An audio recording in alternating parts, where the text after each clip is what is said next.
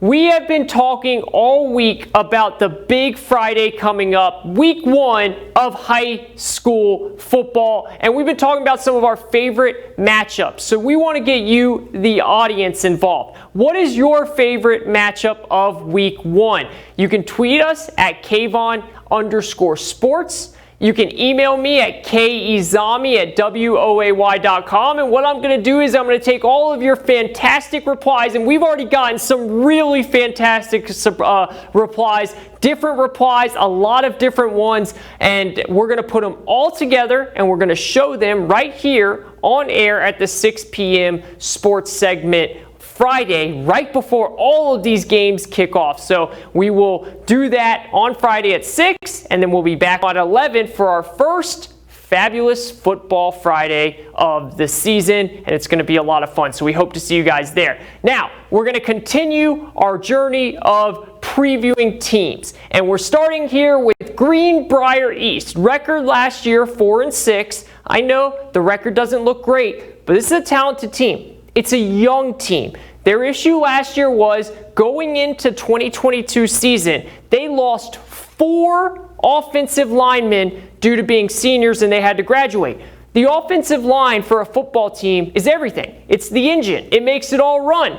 And when you lose 4 veterans, you have to then bring up and play a lot of young guys. So a lot of young guys got a lot of experience, which is going to help them this year. They have now a more experienced offensive line, still very young, but it will be more experienced, led by center Aiden Cole, who is a senior. And we all know the center. He's the man. He's the one that keeps everybody going and protected, and he will be the veteran on the team. Very excited to see how that offensive line has improved. Running back Carter Hamilton is going to have a lot on his shoulders, but he can handle it, as well as a couple of the other running backs at that program, because they have to replace All-State running back Ian Klein, who transferred to North Carolina earlier this offseason. Ian Klein was an over 1,000-yard rusher. He is one of the best running backs in the state of West Virginia. Losing him is a big deal.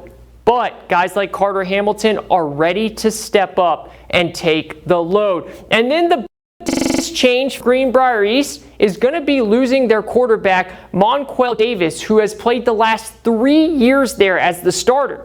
That is a long time. He graduated. He's moving on. They will have a new quarterback come in. Monquel made the offense exciting because he could throw it. He could run it. It was hard for defenses to know what he was going to do. Greenbrier East is going to have to find another quarterback with that skill set, hopefully moving into the 2023 year. And their first game is at Point Pleasant.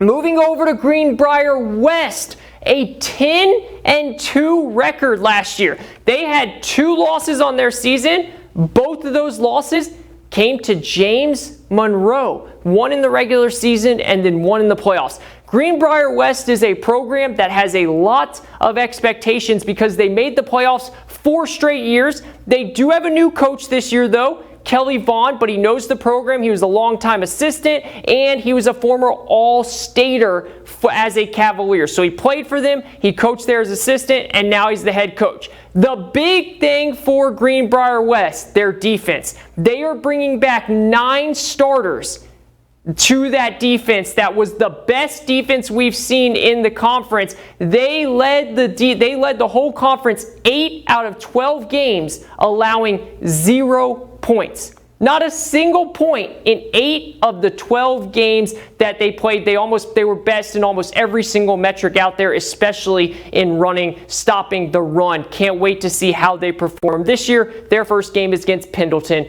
County. Now, moving on to Independence. The last Independence, we got to save them for last because they are the state champions. They went 13-0. They won the AA state title.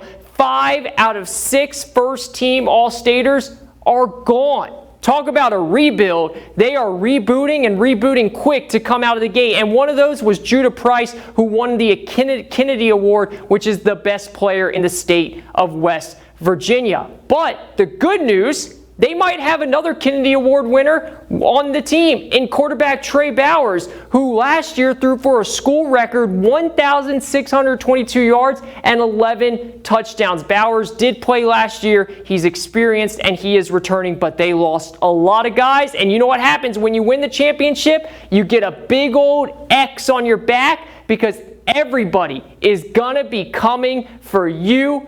And they know that, and they say that they are ready for it. Their first game on Friday is at Liberty. We'll do more breakdowns as we get closer to Friday. Now we switch over to the MLB. It says Yankee disaster. If you're a Yankees fan, you might want to cover your ears here. If not, you might like this because the Yankees are in the midst of a historic losing streak. 9 losses in a row. The last time they lost 10 in a row, 1913.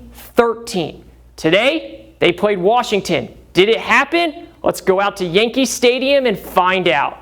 We start things off with Aaron Judge, and if there's one man that can stop this losing streak, it is the judge, the jury, and he starts things off with a bang as he hits a monster home run right off the bat to get the juices flowing. Again, they have not lost 10 games since 1913. Guess who's back up? It's Judge again, and it's only the 3rd inning, and he's now hit 2 home runs. He put the team on his back, and that one was a grand slam. The Yankees said, we are not losing 10 in a row. And now it's time to play some defense for the Yankees.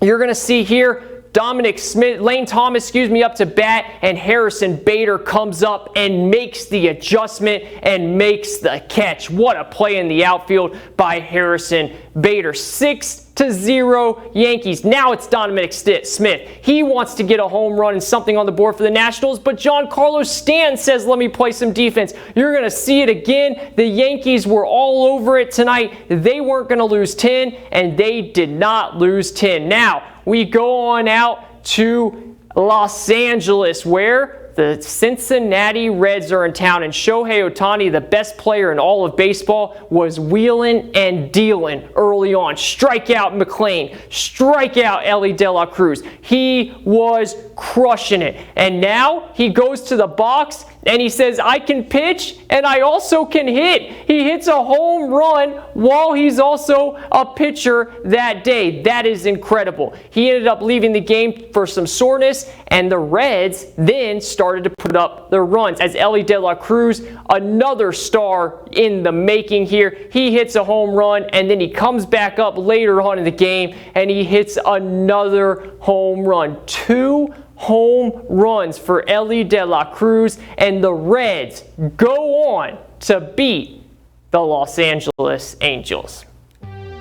That does it for sports. We'll be back with more right after this.